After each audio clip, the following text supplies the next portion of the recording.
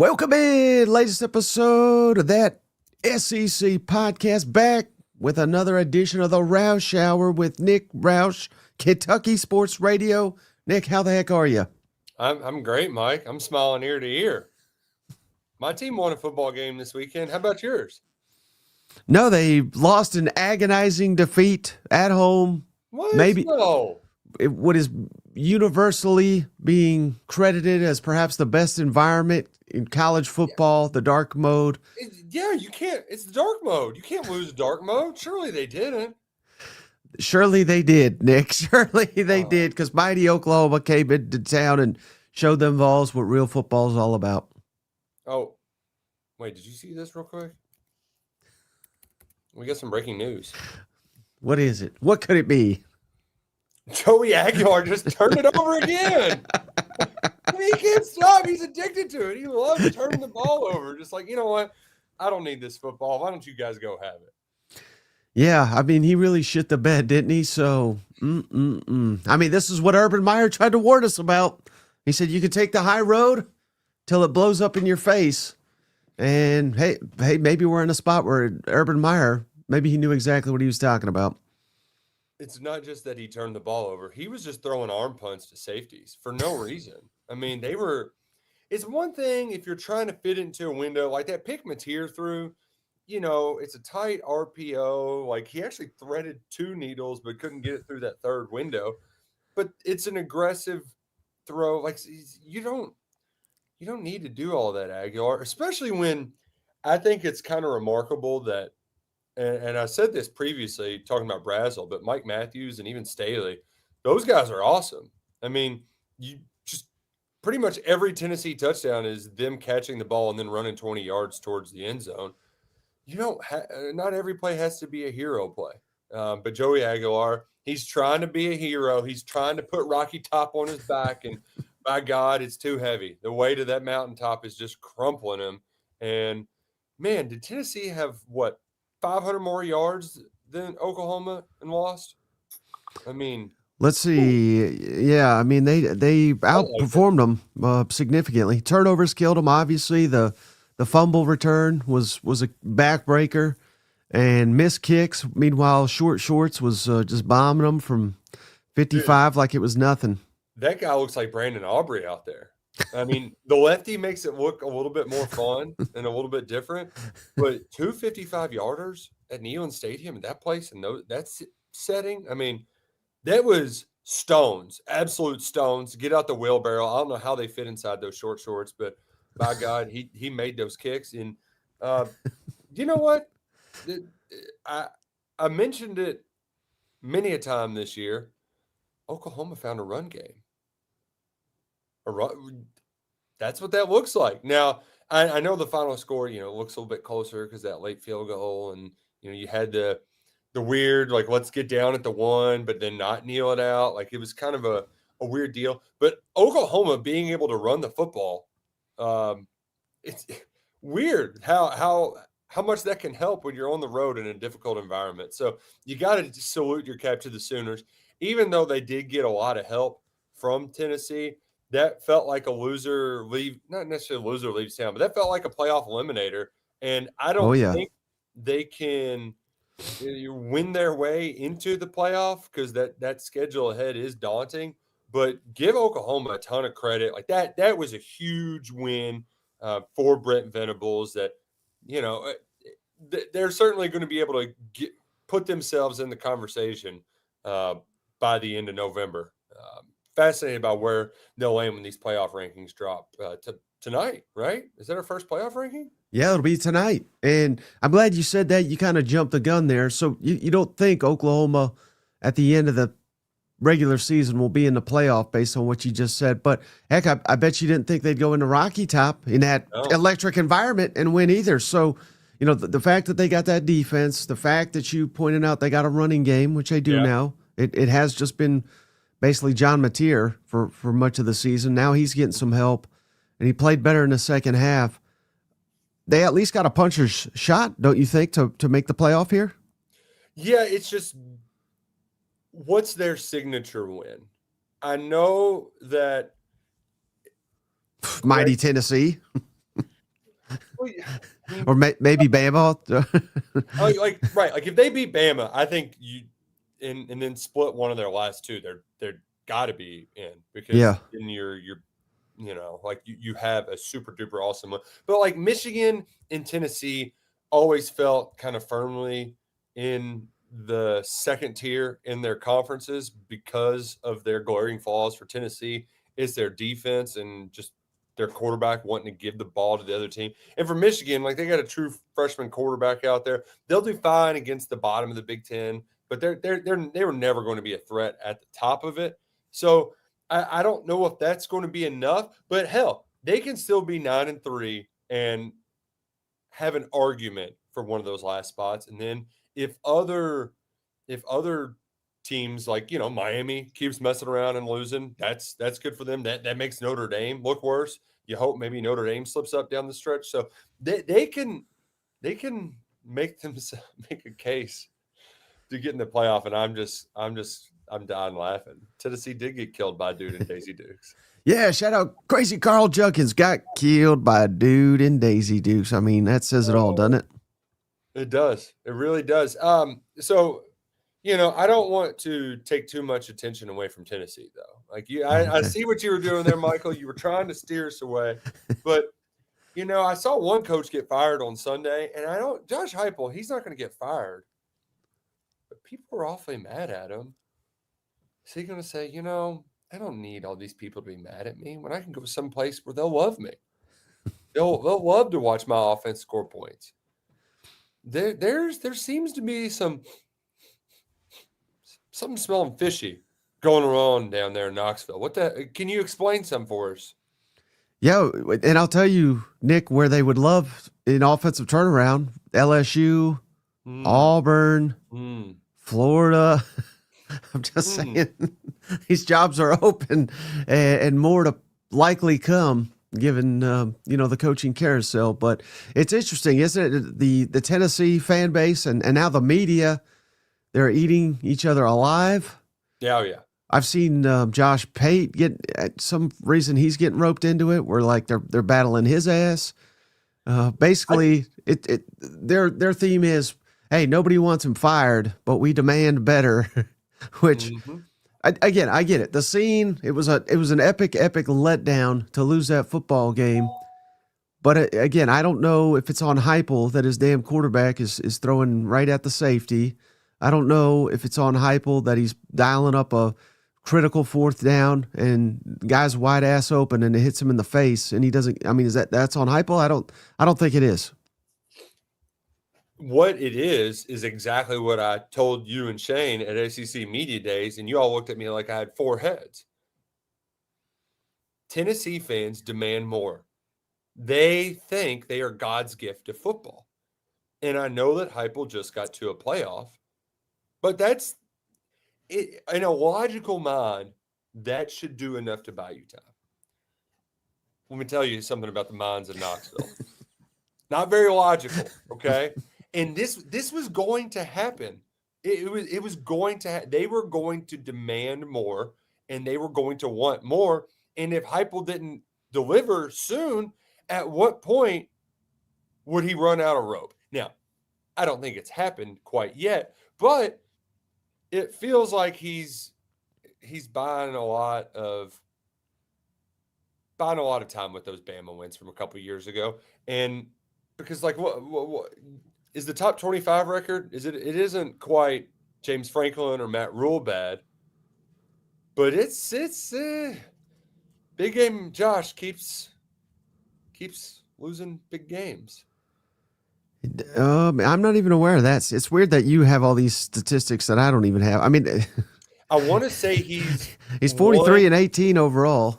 I want to say he's 1-8 on the road against the spread against top 25 teams. And I know.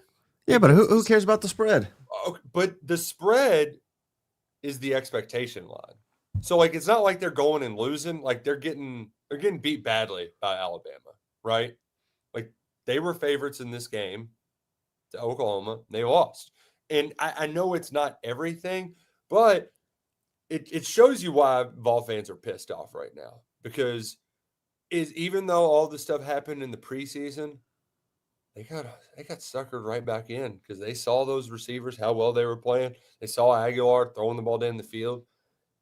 But now they're getting down to the 20 and they can't score unless they're 20 yards out, right? Like they too predictable inside the red zone. Bishop's fine, but he's not enough to really carry your ass in there like Oklahoma. Oklahoma finally used their run game to punch one in. And that ultimately was the difference in the game. Their one red zone touchdown versus however many times Tennessee imploded once they got down inside the 35-yard line. Shout out Lane Kiffin. He's in the comments. Vol fans are wild. Ask me how I know. And shout out, hey, we got a bunch of donators out there, so I want to give him a minute here. Shout out JR, the legend. He's always here. Rain, Always. shine, morning, evening, noon, emergency. JR's here. Legend, cousin JR has done it again. Thank you, JR. He gifted Tony Pierce. Tony, welcome to the family.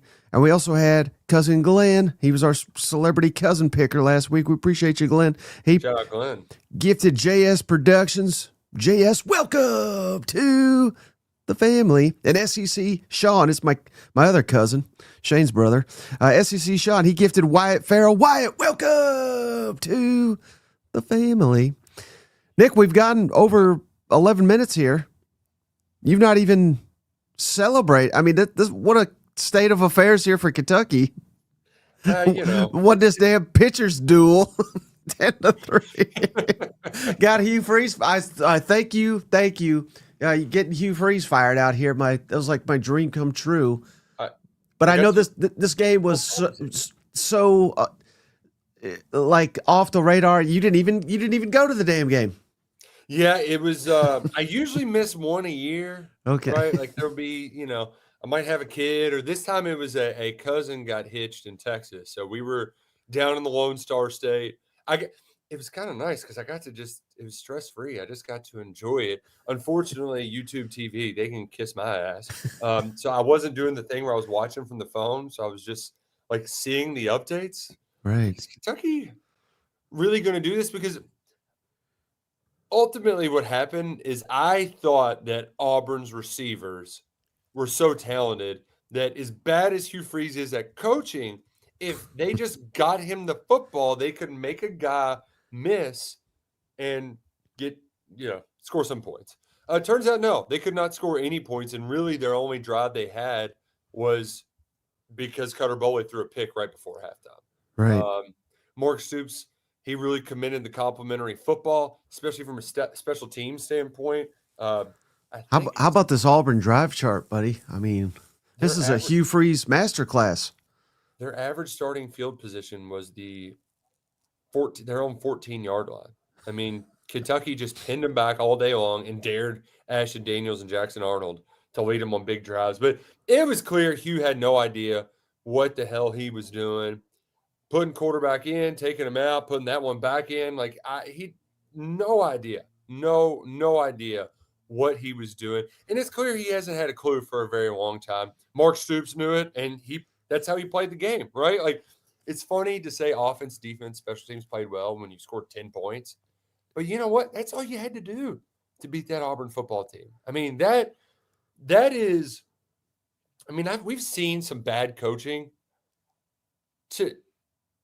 This is a real disaster class from Hugh Freeze. I mean, hats off to you, buddy. I mean, they gave you all the talent in the world, and what do? You shit down your leg. And the thing is he knew this. It was at his first SEC media days. He said within 3 years, we'll know if we've got the talent enough to win here or not. They got the talent. They just didn't have the coach to do it. And boy, he got a good defense, good running backs, good receivers. But Jackson Arnold, Ashton Daniels couldn't do diddly. Hugh didn't help him at all. And now his time is done. Mark Stoops, he's the slayer. He's the SEC's Grim Reaper. Coach O, Steve Spurrier, Jeremy Pruitt. Muschamp. I mean, the amount Muschamp wasn't he got fired right before he played Kentucky, and then Mullen it was a little bit later in the season, but you don't survive if you go down to Mark Stoops and, buddy, Hugh Freeze, he didn't survive 24 hours. Mark Stoops loves to fight another day. And hell, he might, I guess, could Billy Gonzalez, could he slay Billy Gonzalez too? Does that count? Hey, shout out Just Jared. I need to get this word out to everyone. He says, guess I'm paying ESPN $29 this weekend to watch the games. I cannot recommend enough you not do that. I did that this weekend. ESPN streaming is awful.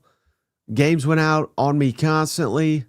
You can't, it's very unuser friendly. I'm paying YouTube TV, ESPN. I got it all, and none of it's working. So I think I'm going to switch to Sling or Hulu. I don't know that those are any better, but Hulu at least we know they would have it. I'm hopeful they'll get something done. But my Wildcats are playing a basketball game tonight. I don't know how I'm going to figure that out. So it's a nightmare. It's a nightmare. Appreciate you, Carl. He gave us 10 more bucks. Sure, Knicks, Vols think they're God's gift to football, but we know Kentucky is God's gift to the win, Kyle. Suck on that, Roush. Not for Auburn, baby. Not for Auburn. Hey, so Kentucky won, but did they really lose? Because, I mean, how's that seat under Stoops now? Is it cooled because we went down to the Plains? What was it, the second win down there since '66? I saw you say something like that. So, yeah, that's a big win for the program. But,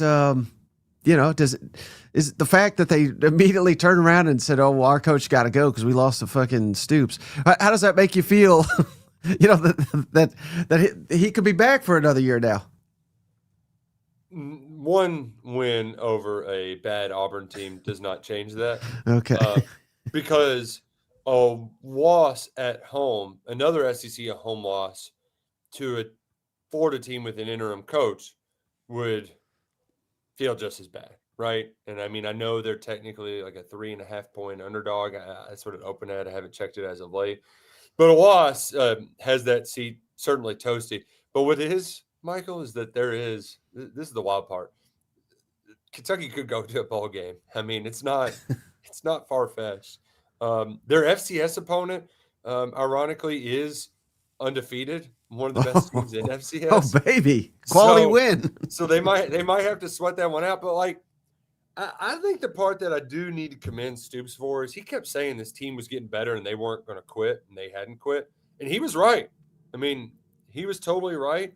And if they keep this up, this is the first time Florida has played in Lexington in November since 1990. It's going to be 40 degrees at kickoff at Kroger Field.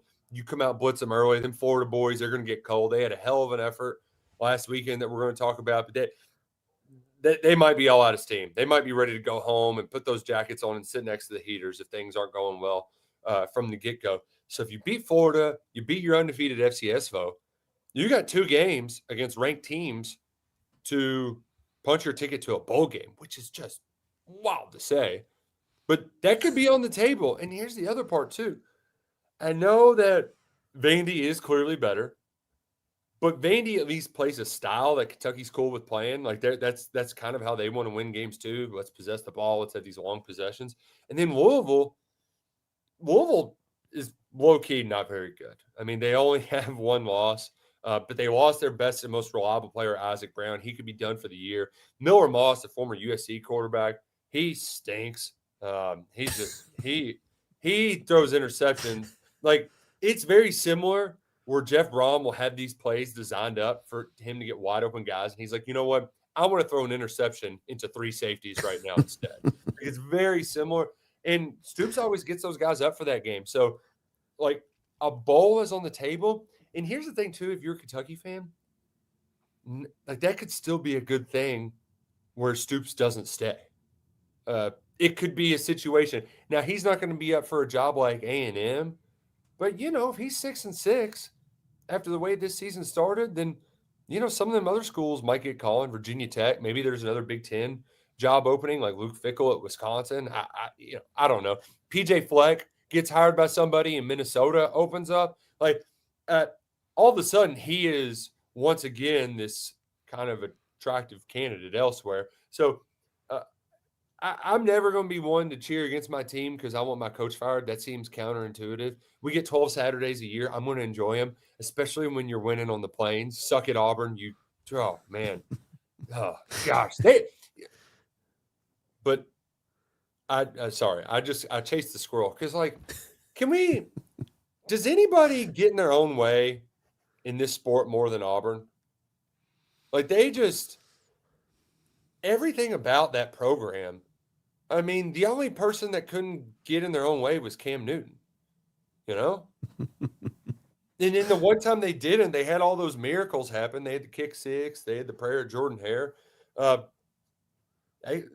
They couldn't cap it off. So I don't know what the hell they're going to do with their hire because I think they're too crazy to just hire somebody who's going to be a normal person, right? Like I don't know if they're capable of making a normal hire.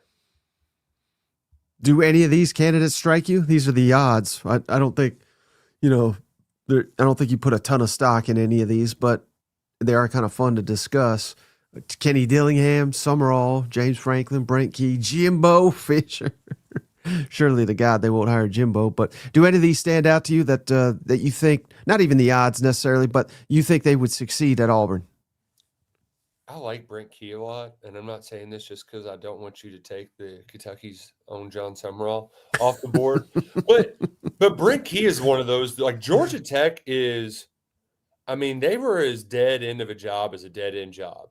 Did the triple option forever, tried to get out of it, and it was a disaster with Jeff Collins. You thought it could work because Matt Rule was the other Temple coach. Like, okay, this is a guy, proven program builder. It might take a minute, but he can get it right. And it was just an absolute disaster. So they end up promoting the interim coach who just kept winning games with Jeff Sims at quarterback. Jeff Sims. Do you think Aguilar's a turnover machine? Jeff Sims is addicted to it.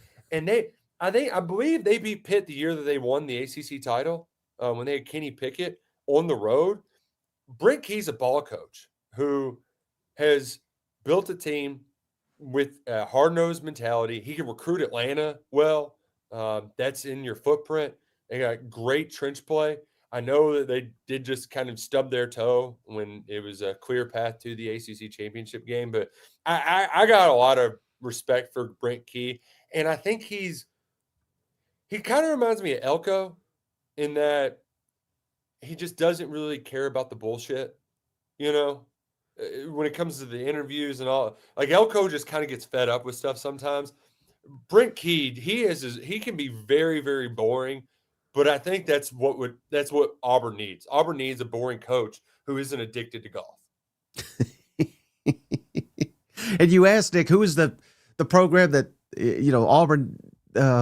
You gave them that title. They keep getting in their own way. I think that's accurate, but I think it was Georgia until old Kirby came. I mean, all they did was blow it one way or another. But again, that was a different era. Now we're into the Kirby dominate us all era, and they beat Florida 5th year in a row, 24-20.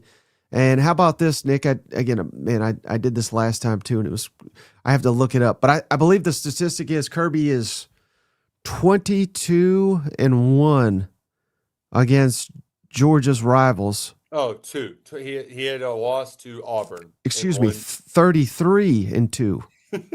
Auburn 9-1, Florida 8-1, yeah. Tech 7-0, Tennessee 9-0. This is since his second year, but still 33-2, just dominant.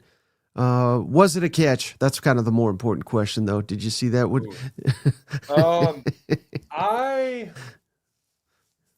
I thought he caught it in real time. Yeah. But I agree with most that whatever you called it on the field, you kind of had to just let it stand because it was. I can't remember many replays that were closer. I really can't. That was about as close as it gets. But the real issue for Florida is they made the right decision but had the wrong play call twice when it was. I think it might have been 3rd and 2 or a long one, and then they went for it on 4th down. That was the right decision, but dude, you just got stuffed. it was going to happen again. I mean, I just saw the same thing happen to Kentucky and Texas. Like when you get stopped on that 3rd and short, you're probably going to get stopped on that 4th and short if you just ram your head up the middle again and again. So I thought it was the right decision to try to go up 2 scores there. But the reason Florida was in that game is because they're athletes on the outside. And I know Jaden Ball is good. And Stoops said he might be the best running back in the SEC, the best running back they played all year. And it's it's hard for me to disagree because he's so versatile and so good in so many ways. But Georgia's got some big dudes up front. And you needed to have a little more creativity there. And maybe Florida fans are regretting firing Billy Napier, because if there's one thing we know about Billy Napier, it's that he is just a bastion, a beacon of creative play calling. Surely he would have had something dialed up. Get old Trey Wilson loose on the outside. Get it to Vernell Brown in that short yardage situation. I don't know if you saw this, Nick, but after the game, they do the interview with the coach on the field, and then in his post-game press conference, both spots, Kirby said, "Man, Billy Napier, what a job he did with this roster. They got a hell of a team here." I think he was just so sad to see Napier gone. What's your thoughts on that? Oh, I agree wholeheartedly. Because Napier, the problem with Napier, they hired him to recruit because Mullen couldn't recruit. He did that. He just couldn't coach. And that is why, I don't understand. And this is just an indictment on the leadership of Florida and why Scott Strickland is as in trouble as anybody over there. But hell, he doesn't have a boss right now. So, but like the whole deal on bringing Napier back was to make him get a play caller. If you just got somebody to call plays for you that was worth a damn, then he would not be out of a job right now, because it sucks that Dallas Wilson's out for a year, but that guy's awesome. Jaden Ball, I already mentioned. Trey Wilson, Vernell Brown. They have some talent. The defense has some talent too. But we also got to have a DJ Lagway conversation, because that was my hot take going into this year, that he was going to sophomore slump. Yeah. Because he didn't have the time in the offseason to develop. He's always been hurt. But the issue is, Mike, like that guy is the ultimate boom or bust. And when it is boom, it is awesome. And then when it is bust, it is literally just dropping back to passing and dropping the ball. How? What? Like what? I cannot understand this guy.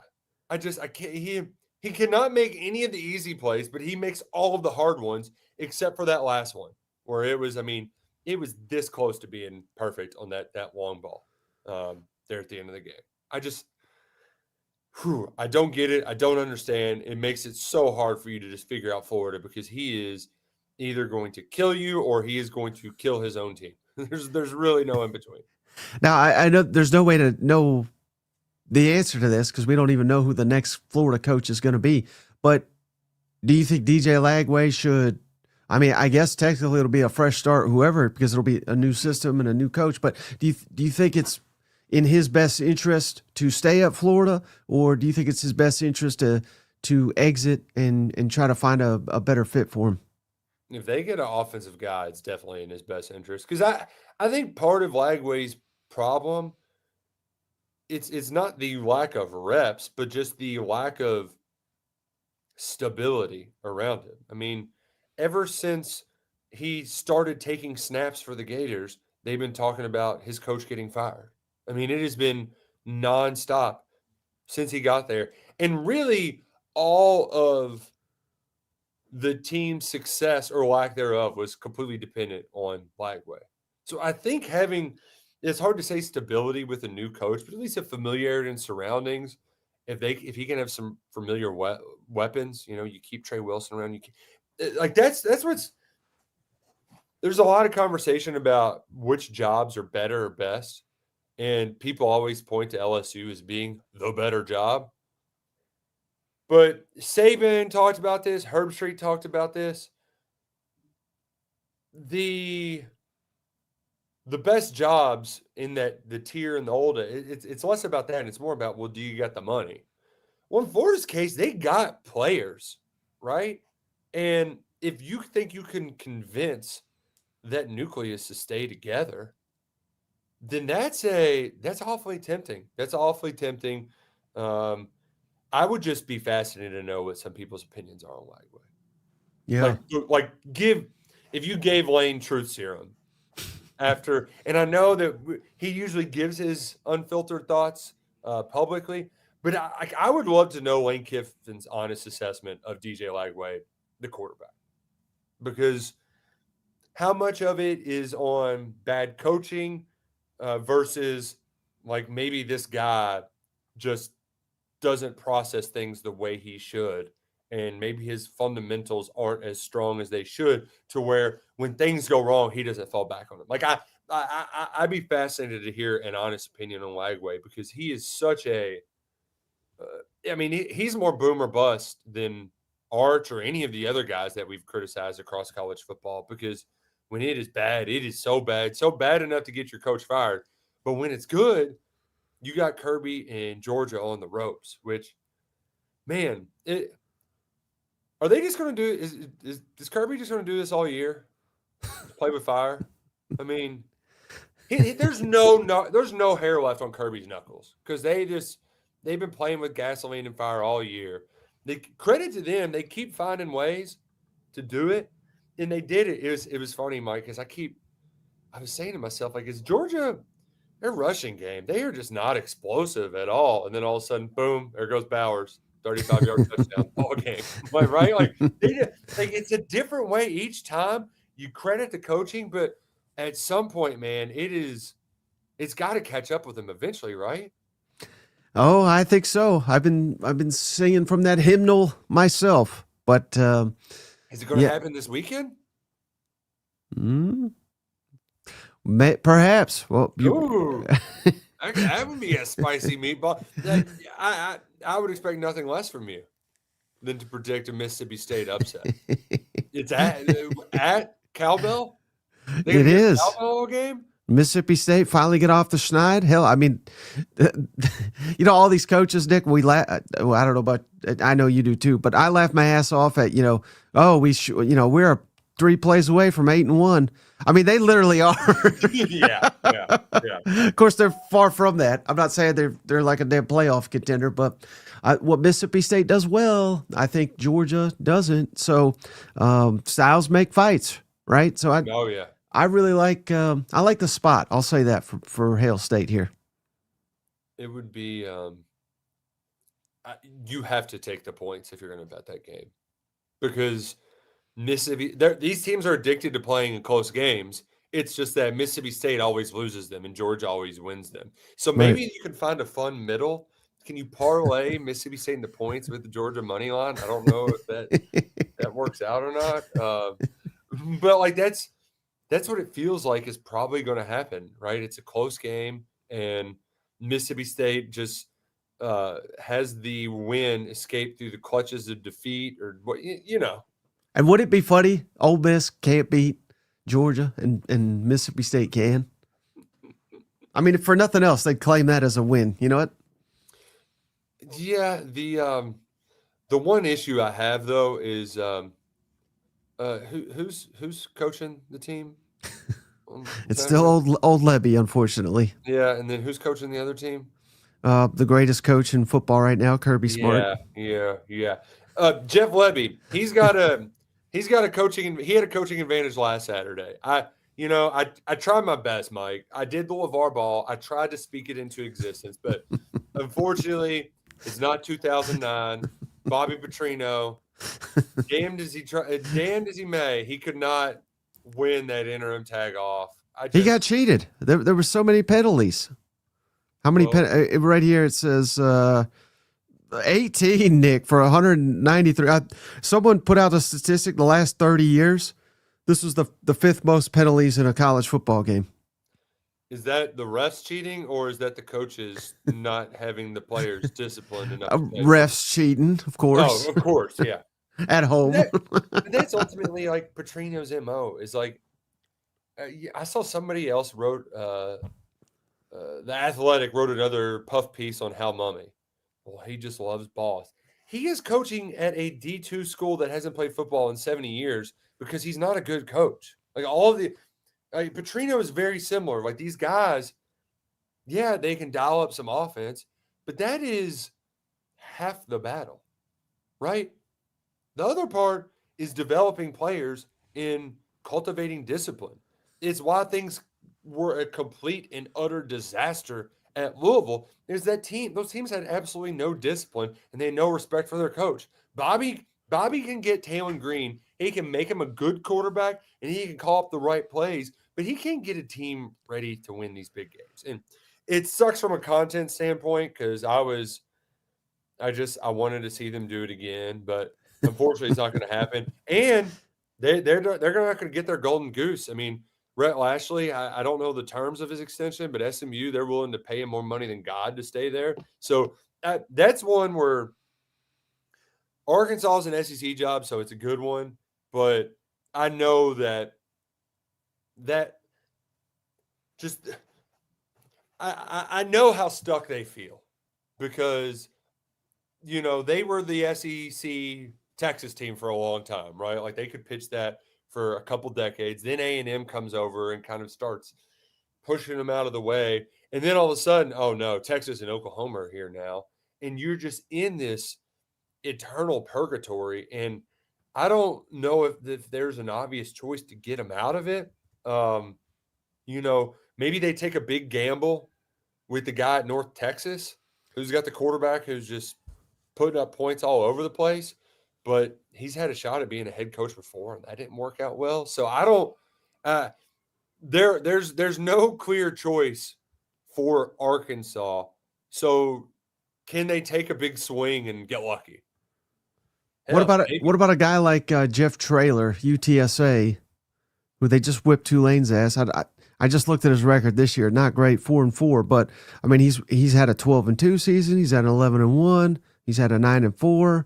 He was previously on staff at Arkansas under Chad Morris, apparently. Yeah, so they're not going to like that. But apparently he was not very tight with Morris, and I think that's why he left. But he's a legendary high school coach out of Texas too, which again that's Chad Morrissey, I guess. But I don't know. I think there's reasons to like him. Oh, and especially the Texas ties because it's hard to imagine hiring a coach at Arkansas who can't do any name dropping whatsoever in the state of Texas to get players. But is it one that I would sit here on a post coaching carousel show and stand on the table and say, I know this guy's going to work at Arkansas? No, it makes sense. And there's a chance it might, but still, a lot of it's going to come down to who he gets his play callers because who was that play caller for those 11-1 and 12-2 seasons? Is the guy who's at Oregon now, Will Stein, that's coming up in all these coaching searches. Ooh, including Kentucky, right? Yeah. Wait, so he was a play caller at UTSA? UTSA, yeah. Oh wow. So, yeah, it's funny. It's a small world in these coaching communities, right? It's a very, very small world, but I feel for Arkansas fans, but hey, your basketball team won last night. You got John Calipari. He's never let anybody down before. Well, you know what else has never let anyone down, Dick? That's Ridge Wallet. Yeah, go check them out. Look at this Ridge Wallet they sent me over here. Apparently these things will last forever. I just watched a video on a guy that said I've had it for 9 years and it still works great. So go check them out at ridge.com, promo code SEC, get you 10% off. Cannot beat it, Nick. We got our buddy Steven Lassen one of these. I just got my dad one of these too because he had the competitor's wallet and it fell apart after like a year. So I had to get him a Ridge to hook him up. Go check them out. Limited time only. Ridge.com, promo code SEC to get you 10% off our Ridge wallet. And Nick, I know Christmas right around the corner. Oh, great Christmas gift. I might have to send you one so you can keep track all them dollar bills from all these winnings you got over here. You know what? Oh yeah, especially when we're just picking underdogs to win. Shout out Mississippi State. I can't believe they were an underdog. That was a nice little plus 170 on the money line.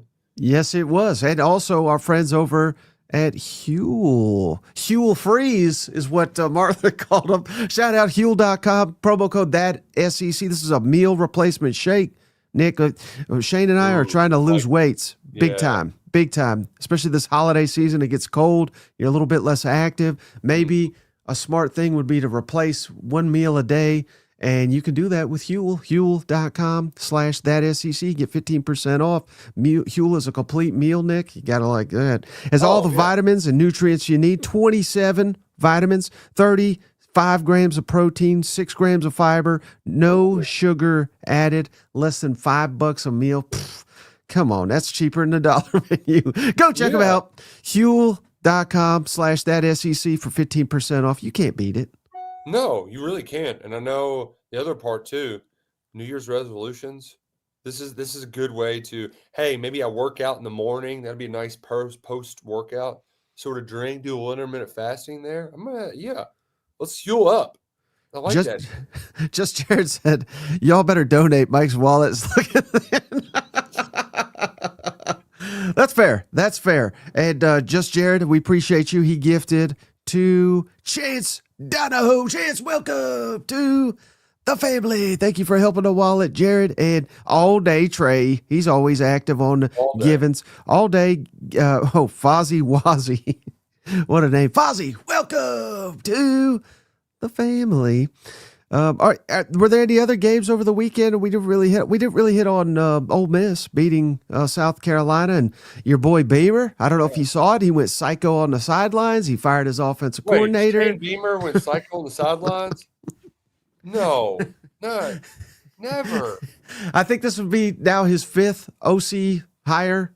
I mean, he's not getting to a 6th, is he? Nobody could have seen the Mike Shula hire failing to work, right? Nobody could have predicted that. I don't. How funny would it be if Mark Stoops goes to a bowl game and Shane Beamer doesn't? Right, like that's on the table. That'll be written on the glass wall if it happens. I mean, that was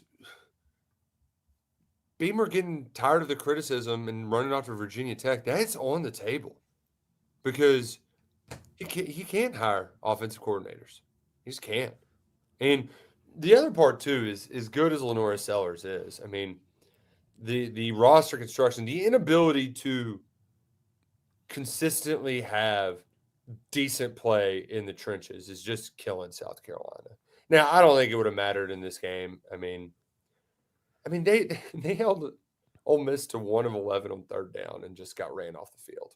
Like how does that happen? That is insane. And just punt. City, they rushed for 50 yards, 230 total yards. I mean, that's just embarrassing. And I already told South Carolina fans you're gonna be filled with regret and agony because you wasted Lenora Sellers, and that's exactly what's going to happen. So it sucks to suck, but enjoy your bye week. Enjoy the ass whooping at Texas A&M. Hell, they might even lose to Coastal. I know that everybody's got, well, at least Clemson stinks. We might be able to beat them, but Coastal's played well as of late. They might lose to the Chanticleers. Oh, no. He's got to go if we lose to those jokers. You know what? I mean, it so a couple of years back, and I know Beamer had the good year last year, and he seemed to stop to push back on this theory. And it applies to Mark Stoops and a lot of them as well. But once if you go from a winning record to a losing record, it's hard to get back on the other side. It really is. And credit to Beamer for doing it last year. That was incredible. They were able to get to 9. And honestly, if he wants to save his job, I don't think they'll fire him because he can tell them, well, you know what? We went from 5 to 9 one year. We can do it again. But that's not going to happen. So I think he'll try to keep his head on a swivel and look for one of these jobs to open up and get the hell out of Dodge because Sellers is going to the league and things they're trending in the wrong direction and he has no idea how to hire an offense coordinator. Jacob says, hey, you heard Beamer's going to Kentucky. Don't put that on me. I was hanging out with our guys on the 3-man front down on Jocks. And I dropped my fun little what if, and it was the what if Dabo decides he wants to leave and ends up at Kentucky. And, it wouldn't work because, Dabo's not a good coach Right. anymore, but it would be very funny and great for content. So, I'd have some fun with it. He might be good for a year. So I would not have fun with Beamer. Like, Beamer might come on my podcast every week. Hell, he might start his own podcast with me, but he would be having to I'd be insufferable. I could not deal with it. Oh gosh. Someone said you're too good for Beamer. Give me a break. And shout out Bo. He corrected me. This will be the 5th offensive coordinator, not the 6th. So sorry. a little bit. He deserves a little bit more credit. Beamer does. Who's hired more OCs, Beamer or Stoops? I mean, well, does Cohen count twice, or does that count as one? I guess it technically counts twice. Man, what a disaster zone that was. Any thoughts on? I mean, this was a fun game. We didn't really talk much about it, but wait, hey, we didn't even talk about this. Yeah. My God, the Texas people are up in arms here. Texas beats Vanderbilt, top 10 win, 34-31. They really dominated Vanderbilt's ass for most of the game, and then Vanderbilt made a late rally to make it look a lot closer than it really was. But are you scared at all, Nick, that these damn Texas people, they finally got their team turned around? I know the schedule's difficult, but they look like a legitimate playoff team. I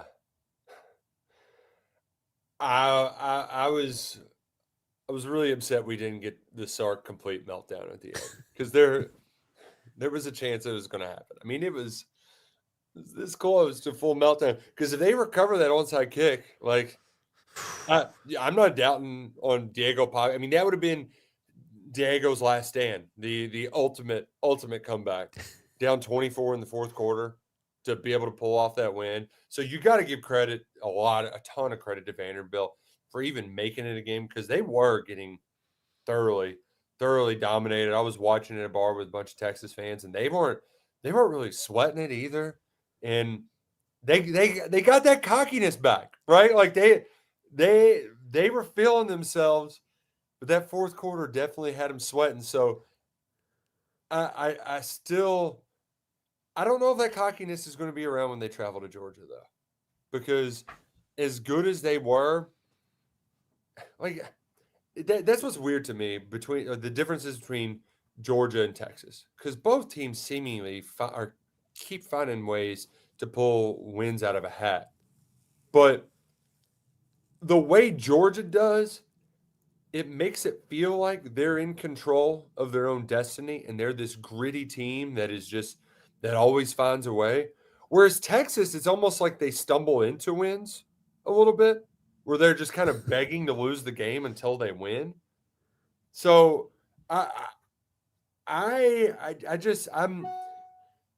what's going to happen when those two collide, right? I'm fascinated by it all, and I don't trust Texas at all. But, at least your quarterback is starting to look like a real SEC starting quarterback. He's not the prince that was promised, but he's still looks like an above average player in this league who can make some big plays, some big throws. That offense looked as good as it did all year. But it did look a lot like some of the Texas offenses we've seen in Sark in the past, where, that was a great half. Well, where'd they go for the other half? Sark. That's what he does. So it turns out Arch Manning is not adopted after all, huh? All right, so hey, this weekend, not the super duper greatest slate that we've had the last couple of weeks, but still, I think some very good games here. What are your thoughts on A&M Missouri? Both of them have had 2 weeks to prepare. A&M's getting their ass kissed as the God's gift of football, perhaps the best team in the country, and yet Missouri backs against the wall. They lost a heartbreaker. Now they're down to their freshman quarterback. Any thoughts on A&M at Missouri? Oh, man, I wish Bo Prabula was playing in this game. I don't know ifs and buts, candy nuts, and all that, but hell, I mean, even their backup got hurt in the first game of the year. Zollers is a talent, don't get me wrong, and hell, he showed some gumption there in that late touchdown drive against Vandy. And I would love this spot so much for them if they had their quarterback, because you do get the bye to kind of lick your wounds. You should be able to sort of control the clock, and Drink does great at home with his backs against the wall. Like betting Drink as a home underdog is a profitable proposition, but the way A&M's defense has improved week by week, it feels like a tall ask for Old Zollers, for a true freshman getting his first SEC start, especially when, like, in a lot of those games, like Missouri's able to keep it a low scoring affair. I just don't know how. I mean, you got to get to 30, I think, to be able to beat A&M, because those receivers. We did the best receivers in the conference a bunch of times early on in the year. These guys are clearly the best. I mean, and there's really no ifs, ands, or buts about it at this point. And their ability to turn something into a 60, 70-yard touchdown, I mean, it's incredible, from Craver to Concepcion to even the hyphenated guy. Don't call me Amon-Ra St. Brown, but I kind of look like Amon-Ra St. Brown. So I is much like A&M's one of those that I've been waiting all year for them to become A&M of old, but they're just not going to do it, man. They're just not. They're letting you down once again, just in a different way. Yeah. All right, I was having this conversation with somebody, Mike. So I'm at this wedding in Texas, and one of the girls that's in the wedding, she's from college. She's from Bryan College Station, went to A&M. And it's like, do people not want to get out of town? It's like, no. 80% of her graduating class wanted to go to A&M. And it made me wonder, if I'm a kid in Texas, like, let's say, just Waco, right? So like a decent sized city. And I want to go to one of the SEC schools. Are you picking to join the A&M cult, or which is a little bit more of a college atmosphere, or are you going to kind of the city school at UT Austin? Which one are you picking? Man, honestly, that's tough. I know, because you kind of got to turn into a smug asshole if you go to UT Austin. But then the other UT Austin it is. No. Like I as Creed Bratton once said, Colts is a lot more fun to be in, a lot more profitable to lead one. A&M, very profitable leading that Colt. I think I would join the Colt. So, I think your experience definitely would be better at A&M, because that's basically. I mean, it's not comparable at all. But I went to Tennessee, and then I moved to Los Angeles after I graduated. So to go make money, and that's the way I do it, if that makes sense. At college, you want to be in a college town. I really do think. Yeah, that's kind of where I'm at. Where, like, don't get me wrong, Austin, very fun city, but it is a big city. I mean, it's the biggest by far in the Southeastern Conference, and it doesn't have that same sort of homey feel to it. So yeah, give me the Kool-Aid. Let me join a cult. Let me wear my ring, be obnoxious. Shout out Truffle Shuffle. I finally have confidence in the Aggies, but this is where they have to let us down. They've let us down in the past. Beat the hell out of MIZ. And that's whenever you get hurt the most, right? You're ready to gig them all, and then all of a sudden you get gigged, So we talked about Georgia, Mississippi State a little bit, but what about LSU, Bama? Could we get an interim bump with old Frank Wilson? He's very, very, very popular down there. He's basically the opposite of Brian Kelly. And thank the Lord we fired our offensive coordinator, Joe Sloan. So maybe some life here for if there's one game LSU is going to get up for, it's got to be Bama, right? Oh, yeah. It's just like the cocktail party, right? Yeah. And here's the other thing. You got to remember this. Your coach doesn't win ranked games, but he doesn't lose to unranked teams like Kalen DeBoering, right? He loves it. He's just like, you know what? Let's make this fun, right? Let me play with my food a little bit. I did this. This one's going to be close. This one's going to be close, too close to call. too close for comfort, I should say, for Alabama fans because they want this to be right. You want to kick your rival while you're down. When Petrino got fired in 18, Kentucky won 52-10, and I wanted it to be 52-0. You just want to rub their nose in it. You want to make them smell their vomit after they threw up all over themselves. But I don't think Bama's going to do it because that's just not what DeBoer does. This is probably a game where they should be able to run the football, but they're not. And then they got to ask Ty Simpson to do too much. Ultimately, they're going to get the win because they do have Ryan Grubb and Ty Simpson. But LSU is going to do the thing where they kind of control the game for the most part, but they don't score enough touchdowns. And so you look up and it's the third quarter and LSU's up like 13-10 when it should be 24-10. And Bama's like, oh yeah, let's flip the switch real quick and go win this game. That's how it feels like this one's going to shake out. Man, shout out Jack with a dagger here. There's only one thing to do if you're stuck in College Station for 4 years. Pretend you're a soldier. Oh my God. Man. really coming for him. Hey, you know what? You can talk that talk if you win that last game of the year, right? Mm-hmm, Because for Texas, and they aren't going to win that game at Georgia. But if you beat A&M and are 9-3 at the end of the year, you'll be in similar. You and Oklahoma will be having a playoff discussion. You'll have the head-to-head win over them and a better win on your resume than Oklahoma, barring they pull off the shocking upset of Alabama. So, hey, you can talk all that talk right now, Longhorns fans, but you got to go and win that football game. Speaking of win, how about this one? Florida, Kentucky.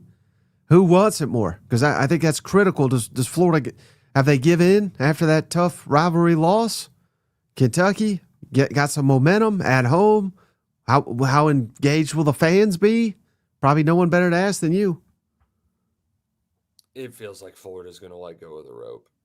It just does. And the thing I fear, it's very similar to what I said before Kentucky played Auburn, is Kentucky can give up explosive plays, and Trey Wilson's awesome, Vernell Brown. I mean, last year the game was a stalemate, and then DJ Lagway completed 5 passes, and it was a 40-point loss. I mean, it happened so quick with this Florida team, but I think there's a good chance this is the game they quit.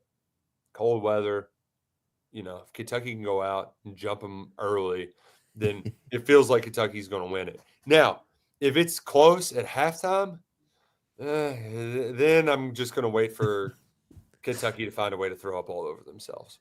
But it is so weird. Like, I spent my whole life not watching Kentucky win against Florida. If they win this game, if you're like, let's say you're one of those kids who's trying to decide where you're going to college next year, over the last 8 years, so that's going all the way back to when you were a 4th grader, you could have seen Kentucky win 5 games against Florida. 5. Not just like a game over 500 against the Gators. What a time. A lot about where the program is in Gainesville. Yeah. I think that's exactly what it does. Not very good. And the thing is, too, is like Stoops said it earlier. He's like, when has Florida ever not had a talented roster? It's not like they don't have players. They just, oh man. I asked earlier, does anybody get in their way more than Auburn? Is it Florida? I mean, you had Dan Mullen. He took you to a conference championship game, and then you fired his ass the next year. Mm-hmm. Can you get out of your own way? Are you going to hire another guy to hump a shark? Like, we live in a reality where they had Tim Tebow, maybe, they're maybe not, but some people could legitimately say maybe the best college quarterback of all time. And then who could they have followed that up with? Cam Newton, who many people have said is the greatest 1 year ever, but then a damn laptop went flying out a window, and there went that. But yeah, so yeah, a case to be made for the Gators. They're a mess, man. And I think if you're a Florida fan, you could hit a new low if you lose to Kentucky again.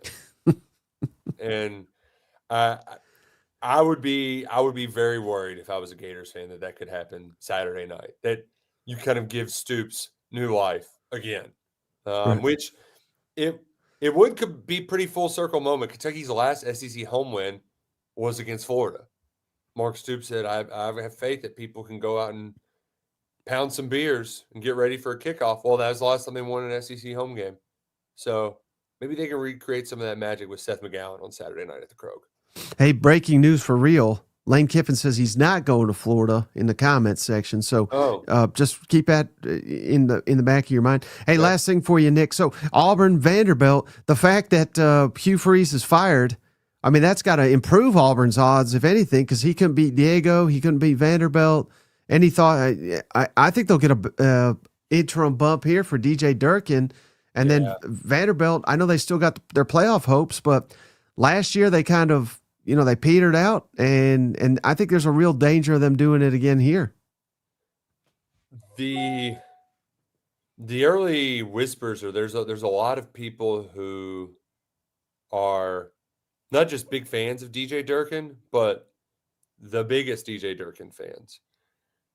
In other words, I was trying to talk one interim coach into getting the full-time tag, but I may have just been off by coaching hire. It could end up being this Auburn head coach with DJ Durkin, and the Iron Bowl, it's at Auburn this year, right? It is. Things you can't fire him. You got to bring him back if he beats Bama. If he beats Vandy, and then that game's always weird at Jordan Hare Stadium. So there's some early whispers about that. I think you can get a ton of momentum if you go to Vanderbilt, win that game. And you know what? That's a winnable game for them because they're one of 3 teams in the country that still hasn't let an opponent score 24 points. So why the hell not? Right? Shut down Diego Pavia and then just score some points, man. Hell, even if your defense has to do it for you. I know Pavia didn't turn it over a ton, but that feels like one where it'll be a spirited effort. They got the golfer finally out. He's Wide Gap Hugh is finally back hanging out in the country club full time. So I think they'll show a good effort when they make the trip to First Bank Stadium this week. Well, I appreciate you for your effort, Nick. So before you go, as always, remind the cousins, where can they follow you? Where can they find your work? I'm at Roush, KSR. That's ROUSH, Jack Roush Racing. Don't have the Mustang. Wish I did. Amory, KentuckySportsRadio.com. A lot of fun stuff happening over there. And hell, we got a basketball game tonight. And I gotta figure out a way to watch it. That would be ideal. Yeah. Thanks, YouTube TV. All right, so that's going to do it for this episode. Cousin Shane, he'll be back tonight, 7 o'clock Eastern, 6 Central, to preview all these games. Until then, we'll catch you on the next one. Have a great one. Bye-bye. Hey, buddy, this beer's for you, Mike, and Cousin Shane. That SEC podcast loves the Pirate, and the Pirate loves that SEC podcast. Hail State.